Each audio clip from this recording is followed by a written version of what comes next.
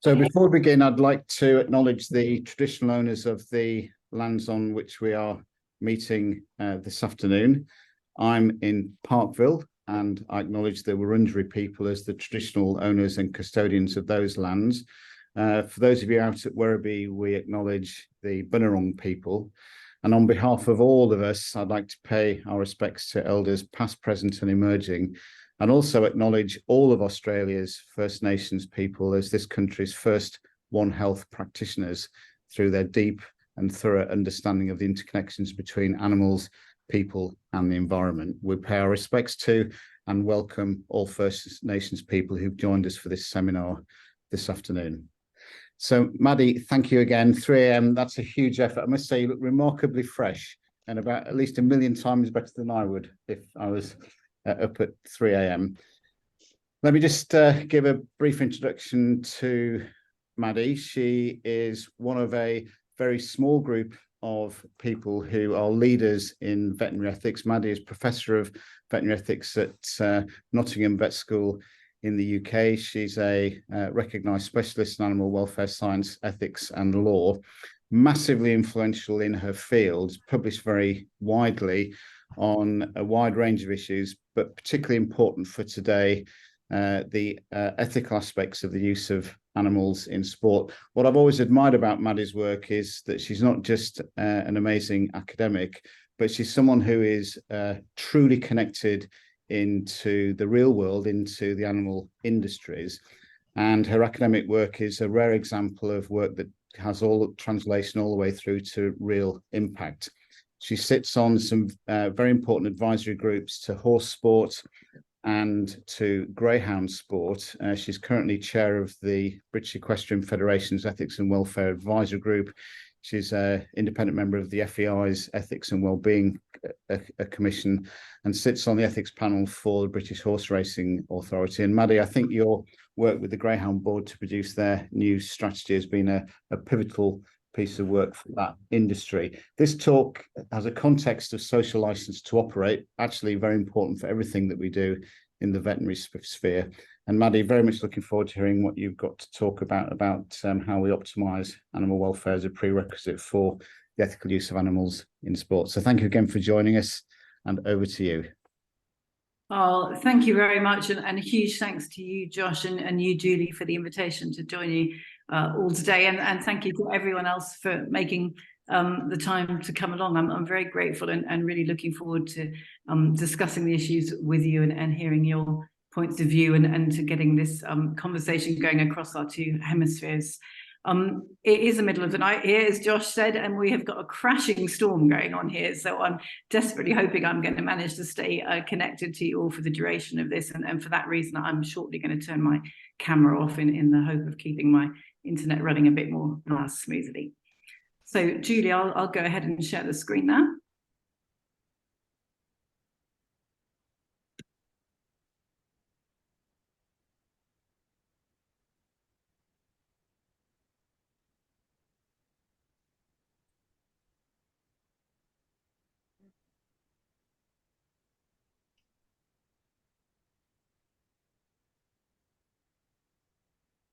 Can you see that okay? We can. We've got it on presenter view at the moment. Oh, I've got it on the whole view. That's strange. Where's that then? I've got a whole screen view. Have you not? No, we've got the slide sorted down the left side, and the main slide is the use of animals ethical in sport visible, but not as a whole, not as a slideshow. Let me try that again. Hang on. That's it. Is that better? Yeah, that's great. Okay.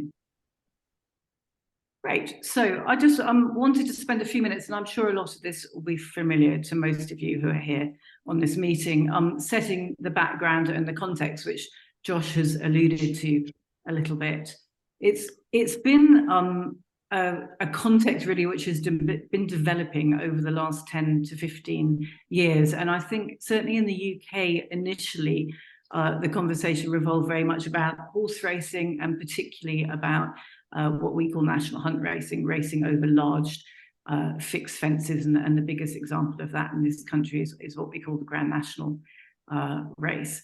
And that, for some considerable time now, has kind of caused some consternation in the public arena. But over that last decade or so, the conversation has become really broader and broader, and it started to encapsulate all of equestrian sport right across the range of disciplines. So dressage, for example, the use of certain training methods in dressage, eventing, the incidence of falls, particularly, in fact, thinking about the health and welfare of riders as well as that of the equine athletes, and a general increased awareness of the way in which animals are being involved in sport and the impacts which that might have upon them as the equine world. As Josh mentioned, for the last 18 months or so, I've been one of the independent members of the FEI's Commission on Equine Ethics and Wellbeing, which has been headed up by Professor Nat Warren. And there's a slide here which is taken from one of their presentations, which again illustrates some of the kind of concerns we've seen demonstrated in the press over the last few years. And as I say, it's gone across all kinds of equestrian sports, and in fact, also the sports in which it's not primarily equestrian sport, but horses are used. So modern pentathlon being the prime example of that. And there have been a lot of discussions about use of particular types of equipment, as well as training methods and the types of competition and so forth. But of course, it isn't confined to discussion around the use of horses in sport. It also, as Josh has alluded to, it relates to greyhound racing, and Josh said that's a sport in which I'm involved through the regulator role, and that again has been a sport which has had some focus on it for quite a while now. And with greyhounds, as with horses and racehorses in particular, the discussion has increasingly been not only around the period of the life of the animal's life in which it is competing, but also across the animal's lifespan. So from the early years right through to what happens after the animals finish competing and when they go into retirement, because often, of course, they have long lives still left at that point, and that's particularly true of thoroughbred racehorses and greyhounds, who tend to finish competing quite early in their lifespan. And then in other parts of the world, particularly in Northern Europe and places such as Alaska and Canada, there's also been an increasing conversation about the use of dogs in sled competitions. And that's really covered many of the same issues, concerns about potential welfare impacts of the kind of competitions which we're involving animals in, and Dr. Annette Kriller has been particularly involved in those, and I've worked a little bit with her in meetings around that.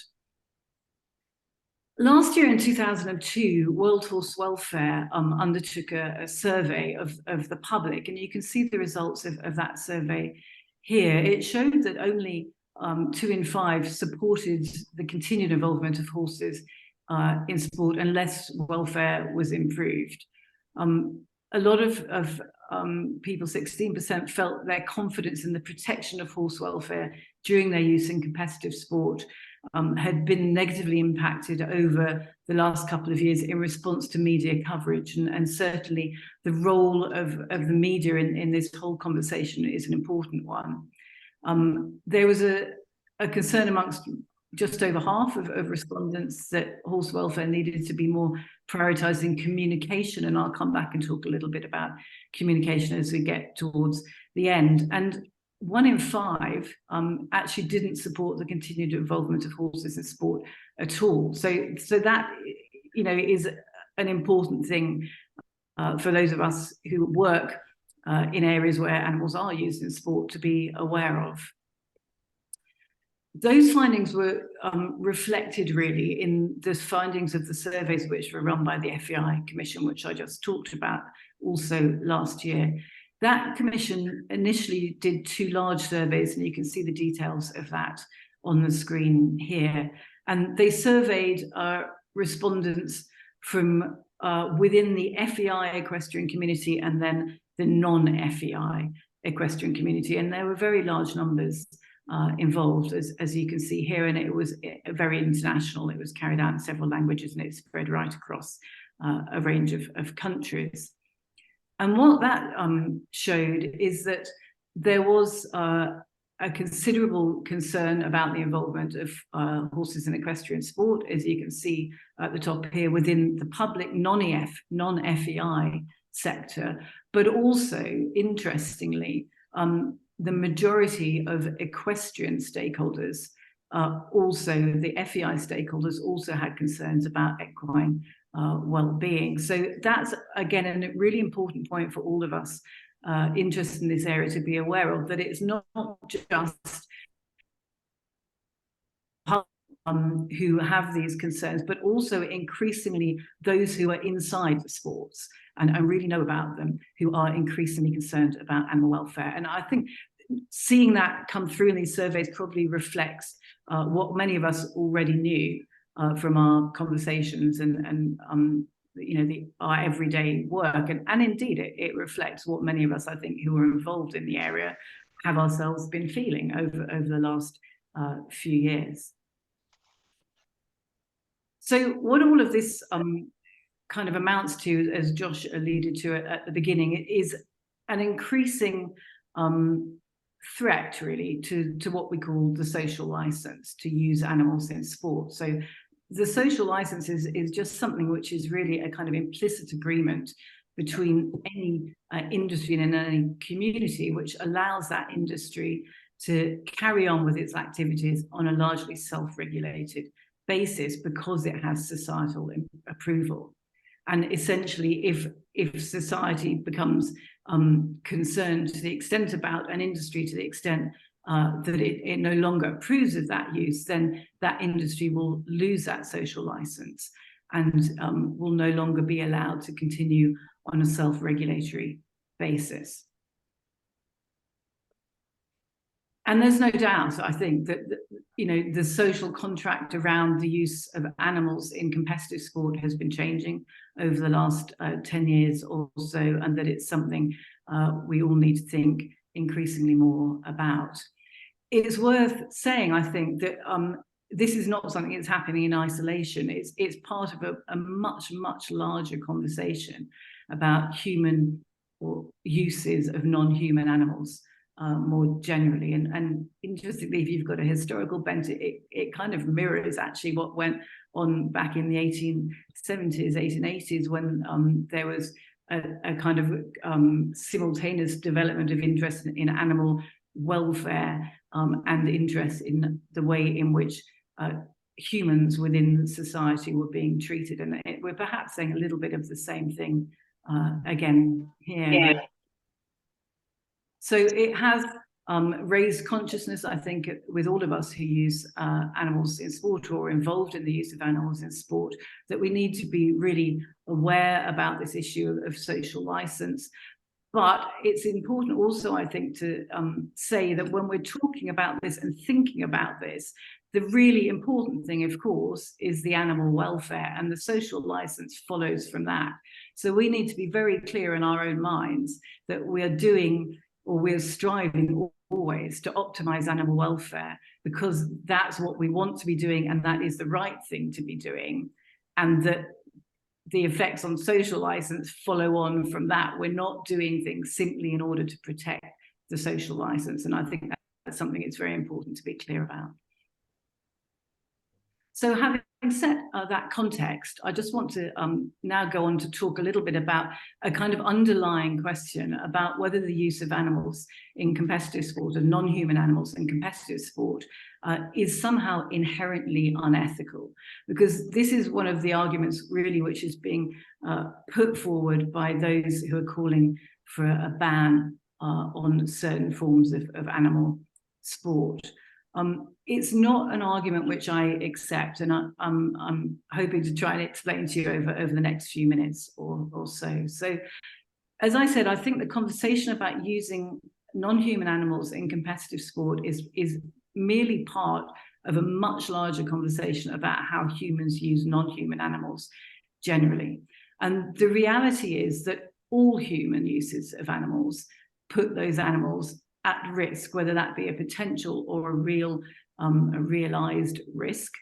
Every human use of animals has harms, at least potentially, associated with it. And that's true when we think across everything. So if we think about using animals for food production, of course, that has potential harms associated with it and actual harms associated with it in terms of the fact that we are ultimately often planning to kill those animals in order to use them to provide food for ourselves. Similarly, if we think about the use of animals in laboratory science, of course, that often has harms associated with it, and those are very closely regulated in most countries. But even if we think about uses of non-human animals by humans, which seem to be kind of on the face of it fairly innocuous, like keeping pets, actually, when we think about that, that has harms associated with it too. And some of those are fairly obvious. The breeding of brachycephalic dogs and cats is a prime example of that, which we've been talking about increasingly over the last few years. You know, in that case, actually humans are fairly deliberately causing harms to the health and welfare of animals through breeding them to look like in a particular way which humans find attractive.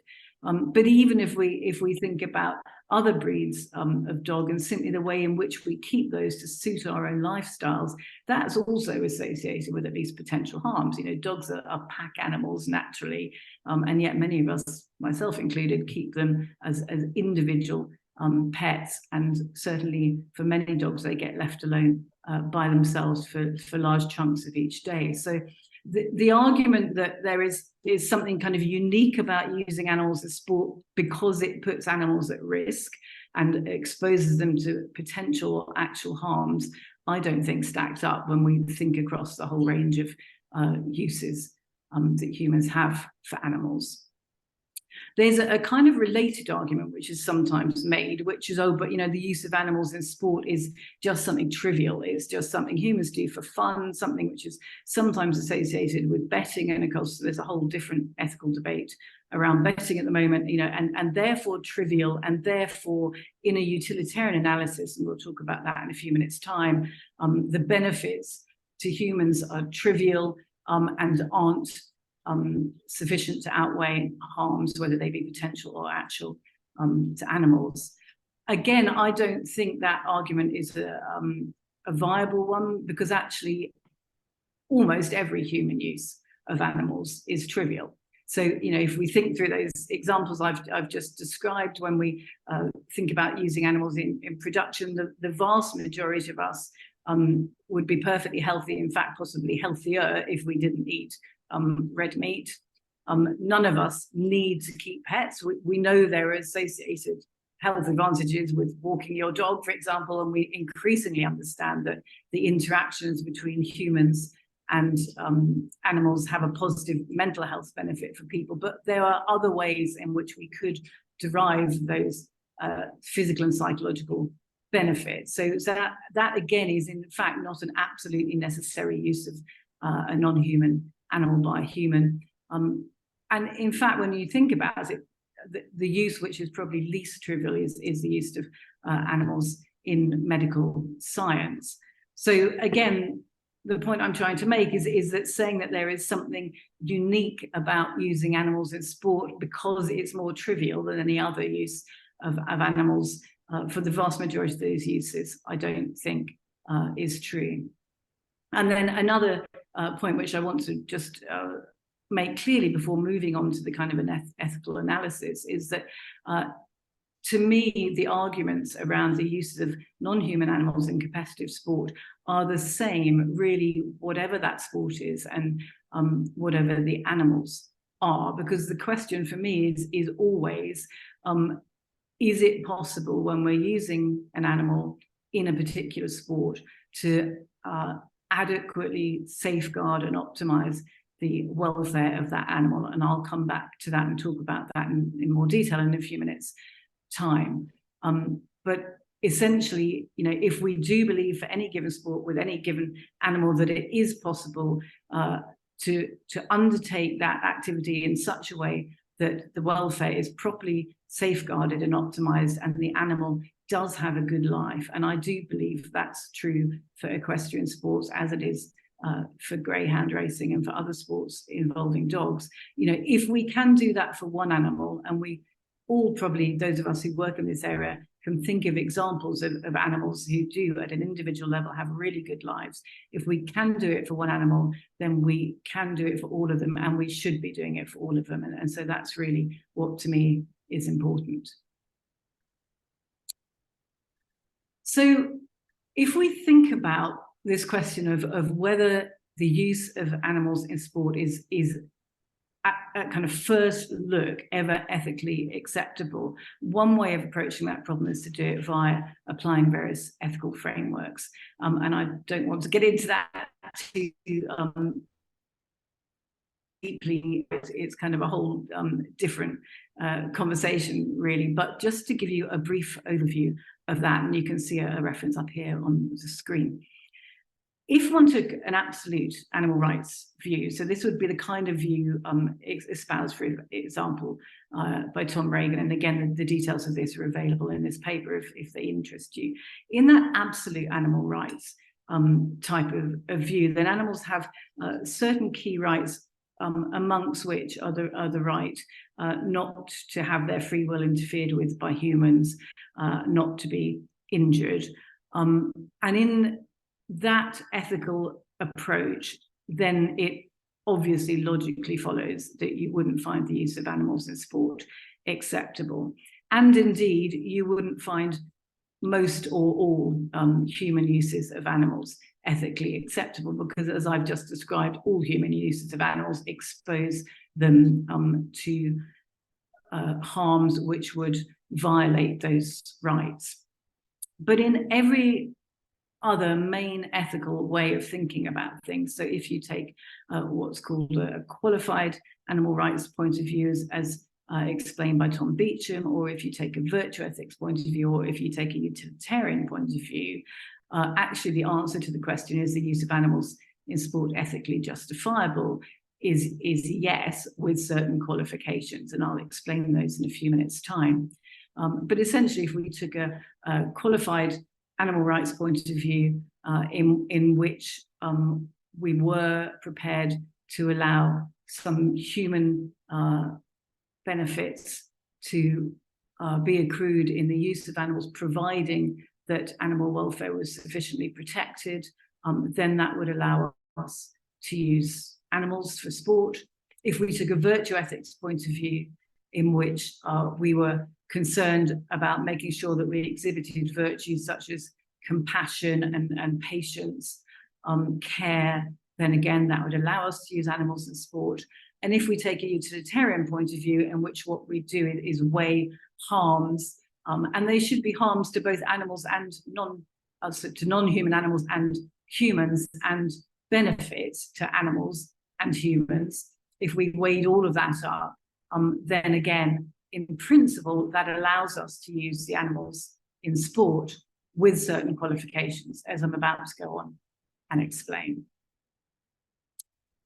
So the question then really is, if the use of animals in sport can be ethically justifiable, kind of at first glance in principle, what do we need to do to make it so? How do we act as a community to enable that use to be justified? And this has been some of the work which I've been doing over the last couple of years in developing what's called the ethical framework for the use of horses in competitive sport, and there's a reference up here. But really what this is meant to do is to provide a tool so that we can think about the use of animals in sport and how we need to do that as a community to continue to be able to justify that use. We've got absolutely pouring rain coming down here, so I'm hoping you can still hear me, and I'll try and shout a bit louder. Is that, Josh, can you just give me a nod if you're still managing to hear me just about? Yeah, Maddie, in fact, we can't hear the rain, so don't let that put you off. Oh, okay. I won't shout too much. That's good, thank you.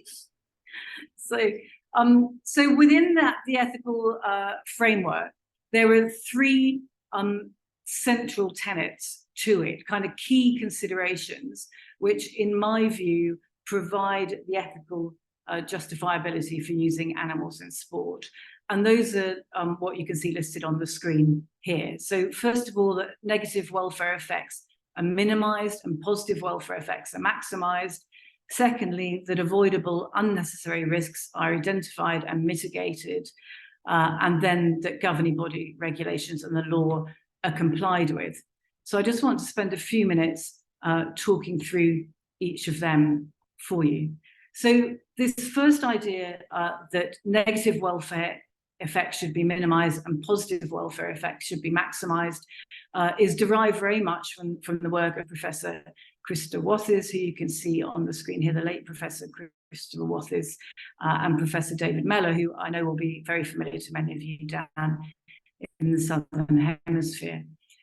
Between their two volumes of work, they really developed the idea of animals having lives worth living, and then went on, particularly in Professor Mellor's case, to develop the idea of animals having good lives. In other words, lives in which, when looked at across the animal's lifespan, the positive welfare impacts outweigh the negative welfare impacts. And this is important for those of us who are working with animals being used in sport, because within that idea is an understanding that at any particular point in time, there may be a temporary negative welfare impact, but providing that over the animal's lifespan, that is outweighed by positive welfare impacts, that is ethically acceptable.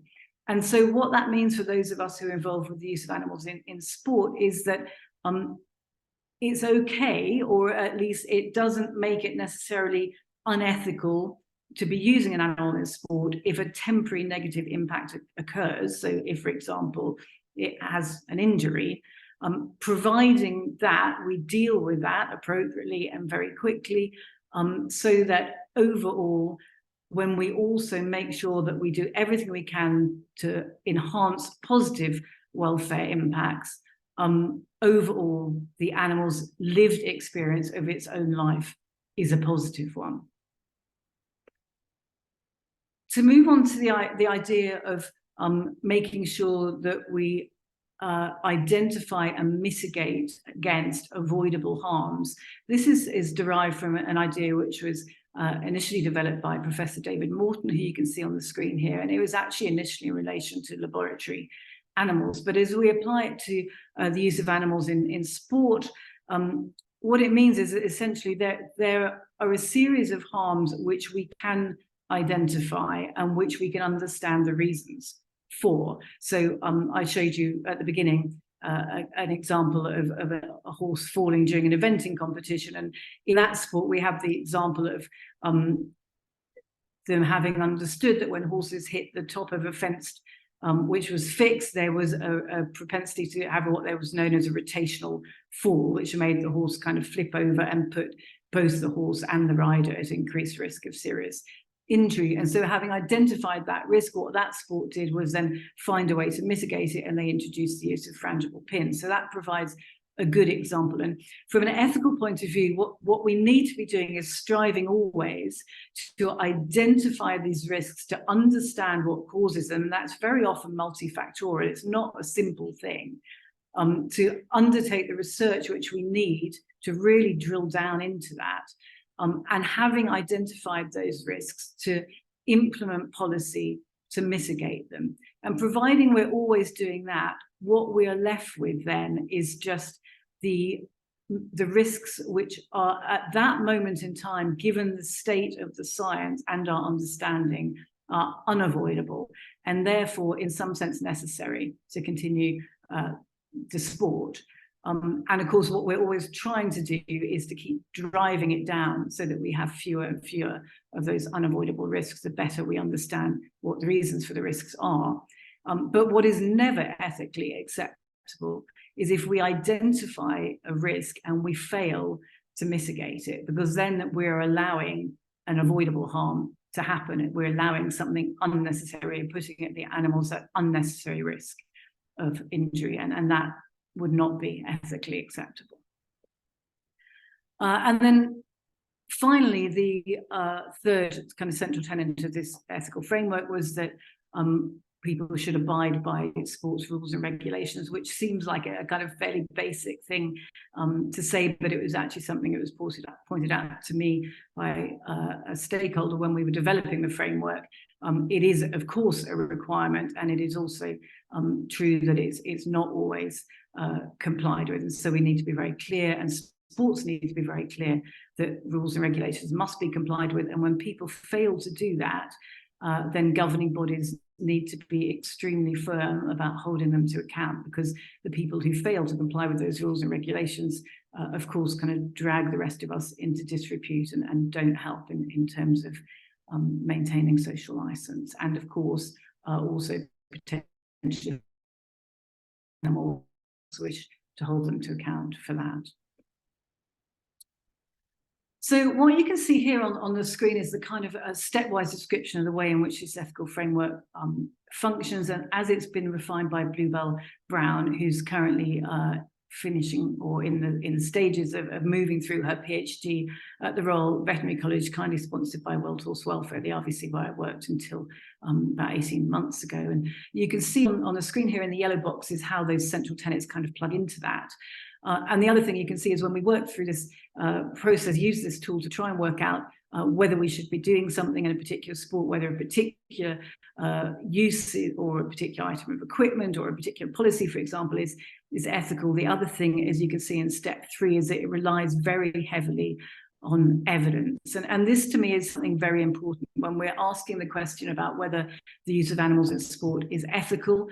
We need to be informing that ethical decision-making with evidence, and that evidence comes really from animal welfare science primarily, as well as from other forms of evidence. So again, to go back to the Equine Ethics and Wellbeing Commission of the FEI, this is one of their slides, and you can see again here that over the last few years there has been an increasing output in research publications which are related to the use of equids in sport, of horses in sport, and to the welfare surrounding that use. And this is true also across other species. So we have thankfully got an increasing evidence base about the welfare impacts of using animals in sport. And that is absolutely what we should be using to inform our ethical decision making. And where we're lacking that evidence, then we ought to be ensuring or trying to ensure that it gets done across our various industries, because that's an important part of being able to explain to the public why we are making the decisions we are making, and to evidence the fact that they are based in science. And that also enables us then to make consistent decisions across sports, which is a key component, in my view, of explaining what we're doing in public, and thereby maintaining the social license, making it clear that what we're doing is based in welfare. The good news is that when we do that, when we start to think about these things, when we talk about them in public, when we start as sports, as governing bodies, as regulators, as welfare scientists, to suggest ways in which we can optimize the use of animals in sport, then that does result in an increased confidence. So what you can see on the screen here is the results of an FEI Commission pulse survey, which was undertaken after this commission had made its initial recommendations, and you'll find all of those very easily online if you simply search FEI Commission on Equine Ethics and Wellbeing. And what you can see here is that a majority of stakeholders did feel that those recommendations, which are designed to address equine welfare and thereby equine ethics, were likely to make a real difference for the welfare of horses which are being used in sport. And that goes to increase confidence both amongst stakeholders and amongst the public. So really, what we need to be doing as stakeholders in animal sport, I think, in order to ensure that what we are doing is ethical, is really to think about welfare holistically, to think very much about the positive as well as the negative welfare impacts of everything we're doing across all of the life stages of any animal which is being used in sport. Regulators aren't always charged with regulating all of those life stages. So to take an example, the Greyhound Board of Great Britain, its regulatory responsibilities only apply to the stage of a greyhound's life at which it's racing. But when we designed this welfare strategy, which Josh just alluded to, as the regulator, we absolutely took the view that it was our moral responsibility to be involved in the welfare of greyhounds across their lifespan. So from the very early years through the racing years, right through into that period of retirement, which I talked about earlier. And across all of that period, what we're looking at within this strategy is what we can do to optimize positive welfare impacts upon a greyhound. And that is informed the very rapidly developing science around animal behaviors, for example, around physical and emotional impacts. And that goes back to the 5 domains model, of course, of David Mellor as well. We understand increasingly that the 4 physical domains have an impact upon the psychological well-being of an animal. And that ties in very much to the kind of parallel conversation that's been going on internationally over the last few years about the sentience of animals. And so it's important, and Julie mentioned to me actually as we were chatting just before we started, that this is something she's currently producing a paper on. It's really important that stakeholders within animal sport recognize that sentence, recognize what it means, and are able to explain that back when they're talking to members of the public, and that we think about psychological as well as physical impacts.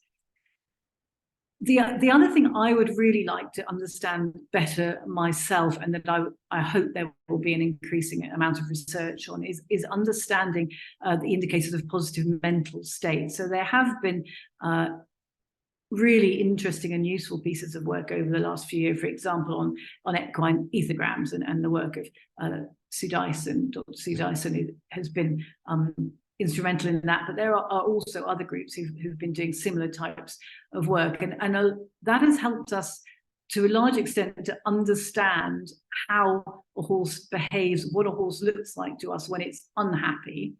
But what I would really like is some scientific method of evidencing when a horse or a greyhound or a sled dog is in a positive mental state. And the reason I say that is I think all of us who are familiar with working with these wonderful animals, intuitively we often know, I think, whether an animal is enjoying something or not. So to take an example, I've got a young horse here myself at the moment who I'm just beginning to train, and I take him out on the forest, very lucky live in the forest here, take him out long lining, and he seems to me to be in a very positive state of psychological health. He seems to be enjoying himself, but I need a way of demonstrating that, of evidencing it, so that when we talk in public, we can do better than simply say, oh, well, they love running.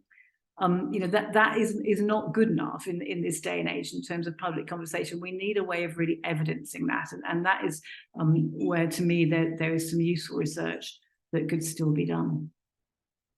There is also a conversation around the roles and responsibilities of vets in all of this, because, of course, many of us as veterinary professionals are involved in the use of horses in sport and providing a professional service there. And in fact, this is something which is going to be discussed at the London Vet Show in just a couple of weeks' time, what the kind of challenges to vets are when we're involved in these uses of animals, and what our responsibilities are.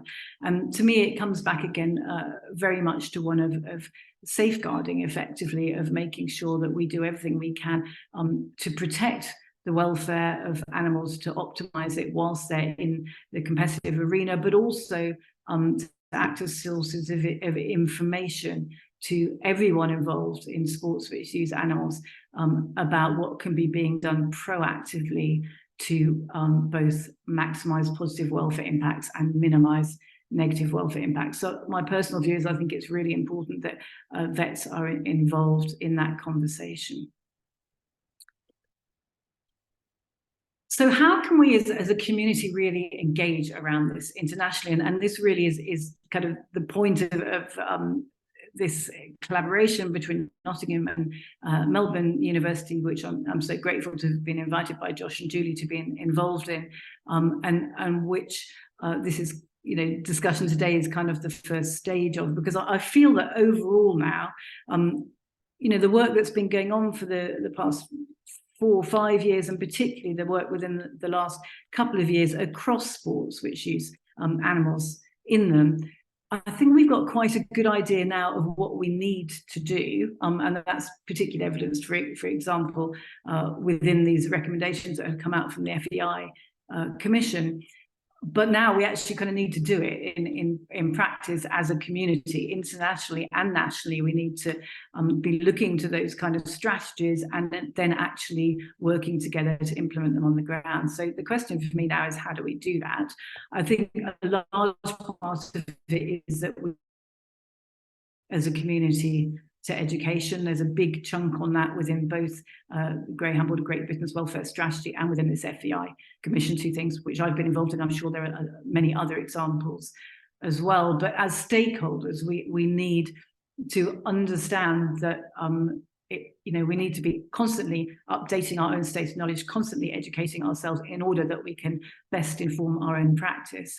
And sometimes that means we need to challenge our own way of doing things. You know, we all have ways we've done things for years, you know, since we first became involved with animals, probably. And it's good for us to just stop, step back, think about why we're doing things that way, and whether there is now, in fact, evidence which suggests that that's not the best way to be doing things, and that we ought to be changing our practice.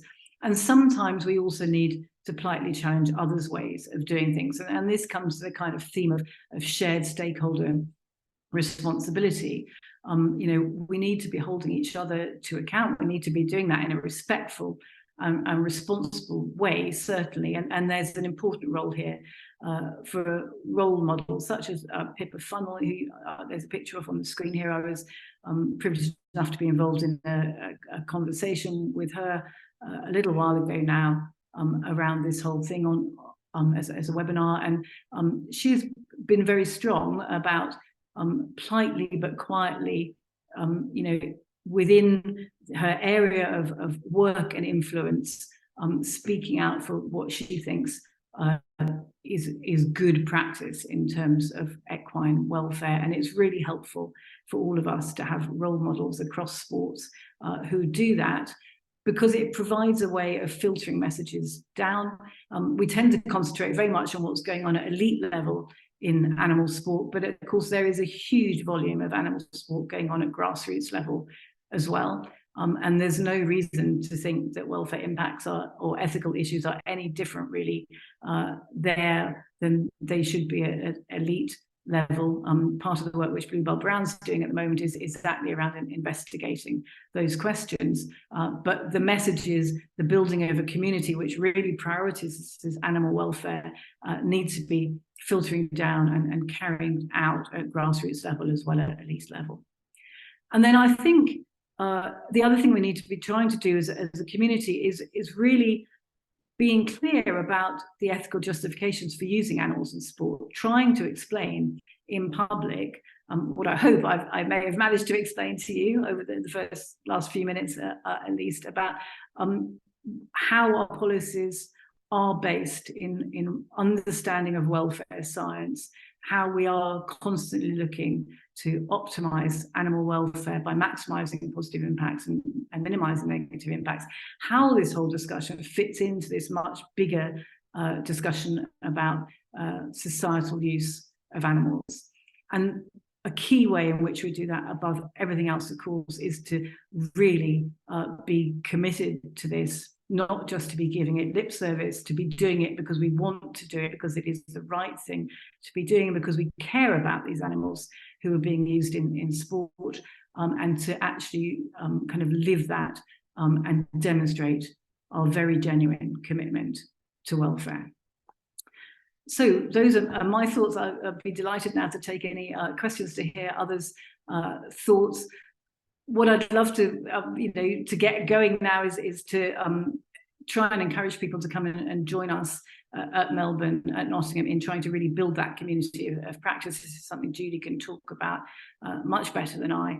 And with that in mind, we will be having at the beginning of next March a day of conversation around that, going across various sports and various species. And we would be delighted if you would like to join us at that. Julie is your point of contact for further details on that. So I'll stop sharing my screen. I'll try turning my camera back.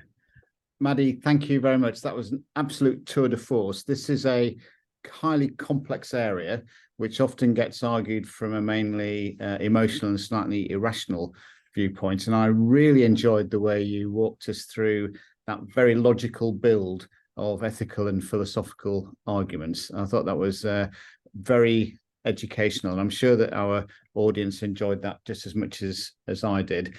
Thank you for signposting our future collaboration and plans, and we do hope that you will all join us for more of these sessions with Maddie, in particular when Maddie will be over here in the first quarter of next year. Now, if you have questions, please put them into the chat box. Julie will be moderating those. Just while you're thinking about questions, I'd like to ask an opener, Maddie, if I may. I thought that your introductory slide about this being nothing ethically distinct about using animals in sport was incredibly powerful, and that message that all uses of animals put them at risk. And it made me wonder how many pet owners, for example, see pet ownership as a use of animal.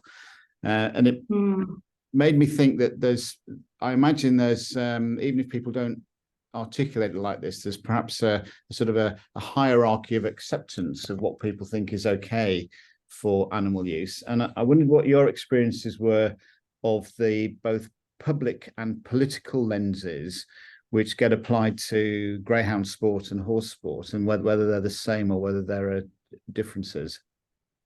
Yeah, I like that way, that expression, just kind of hierarchy of acceptance of animal use. That's a really good expression. It was a note down to remember. And forgive me for having turned my camera off again, but otherwise I've got it kind of coming in and out internet signals. So yeah, it is a really good question. I think this is confused in the kind of public discourse, and I think exactly as you said, a lot of the conversation around the use of animals in sport is being driven at an emotional level. It's an easy thing for animal charities to be talking about, is my honest view on that, and I think the public is not being given the opportunity often to think about how that conversation does fit within the much greater conversation about the use of animals by humans, the use of non-human animals by humans generally. And I'm using the word use advisedly. We've had some discussions within the FEI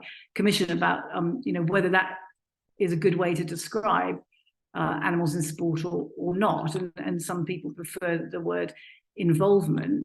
But personally, I prefer the word use, because I think it is a use of animals, non-human animals, by humans. And I think, as I've described, there are a large variety of ways in which non-humans are used by humans, and that it's all part of the same conversation. So I don't think we should kind of be bashful, personally, about talking about uses. Because I think that helps to explain the fact that all uses have potential harms and benefits associated with them. And that's also an important point. We should also be thinking about and talking about the benefits to animals of human interaction and the benefits to humans, and of course, human-animal interaction is a whole other area of research and literature. But what we've increasingly understood is that certainly there are benefits to humans of interacting with animals, and I think all of us who do interact with animals have known that intuitively, but now we have increasing evidence of that in terms of human physical and mental health. But there are also benefits to animals, and it's important not to lose sight of that, albeit humans use animals, yes, we do.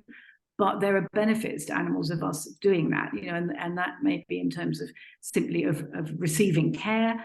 But there's also interesting work on, you know, for example, dogs releasing oxytocin when they interact with their human owners. So, you know, it's not a one-way street. And I think it's important we think about that as well. To go to your question about the kind of political situation, and you know, I think there are differences in the political attitude towards different animal sports, definitely. Certainly in the UK, I think that's evident. And to me, the important thing is that we really need to be having the conversation about the fact that the principles are the same across sports. You know, as I said at the outset, you know, what's important is our ability to safeguard and optimize welfare, whichever sport we're talking about, whichever animal we're talking about. And I think we should be quite clear, you know, that whilst some organizations may be trying to say that there's a difference, for example, between greyhound racing and horse racing, I think that's disingenuous. I think when one looks at it seriously, the ethical principles are the same across all of them. Great, thanks, Maddie. Now we have 3 fairly meaty questions in the chat box. We have 7 minutes left, so let's try and get through the 3 of them. I'll just read them out in the order that they have appeared in. So this isn't in any way prioritizing them, but the first question talks about that animals in sport is falling out of favor with the public because animal sport occurs in the eye of the media and the public are present. Is it likely that a similar trend will be observed if animal agriculture practices were publicized in the same way, that they were in the public eye in the same way? Yeah, it's a really good question, and absolutely right. I think as you saw from that, both the World Horse Welfare Survey and the FEI survey, it was clear that stakeholders felt media was influencing their own opinions. Would the same thing happen if they knew more about what was going on in agriculture? Very likely, I think. And there's the great J.M. Coetzee novella quite a while ago now, The Lives of Animals, which describes exactly that. You know, people are quite happy as long as they don't know what's going on. And, you know, they carry on. And when they do know what's going on, then they become concerned about it. So, yes, absolutely. But the thing is that, like, our reaction to that shouldn't be to say, oh, well, you know, we don't want to tell people what's going on. It should be the absolute opposite. We should be making sure that we are doing all of the things I've just described, you know, to safeguard and optimize welfare, and that therefore we are acting ethically. And then we should be proactive about explaining that. Yeah. Because part of the problem to me at the moment seems to be, and, you know, and again, this is a reflection of the world generally, you know, at the moment, in kind of public media, all we hear very often is minority voices shouting very loudly, and it's very hard for the kind of moderate voice to be heard at the moment, and in the moderate, evidence-based, scientifically driven voice, rather than the emotional voice. And I think we do need, as a community, to be thinking about how we better do that. Yeah, I agree, Maddie, and that's where your leadership is so important, of course. Kat Littlewood has a question. She'd like to hear more about your ethical justifications for animals in sport, and says, for example, what was your harm-benefit breakdown for the utilitarian analysis? So I don't think I've probably got time to go into that in detail now, but the reference was in the slide, but basically set around the 5 domains model. So looking at harms and benefits in that kind of way for both animals and humans. Okay. Now we've got actually another question just coming from Nat Rodenite. So let's try and take that too. We'll go to James Gilkison first, who notes that much of the evidence presented was survey-driven perceptions of well-being or welfare. James would like to know whether you'd be looking at the evidence around frequency of injuries or the reasons that animals are no longer able to participate in sports. He comments that otherwise, do you run the risk of improved perception of welfare without actually being able to demonstrate that welfare has improved? Yeah, absolutely. It's a really good point. And yeah, the way in which I kind of framed the talk today was much around public perceptions and social license and so forth. But you're quite right. What we need to be doing as a community is looking at the evidence base and at injury levels and what we do and whether that then has an impact.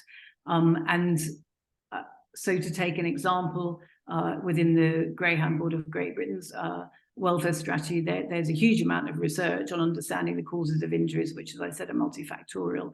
And there's also a whole section on using Professor Sarah Wolfson's animal welfare assessment grid to provide us with a means of demonstrating changes in individual animals' welfare across time.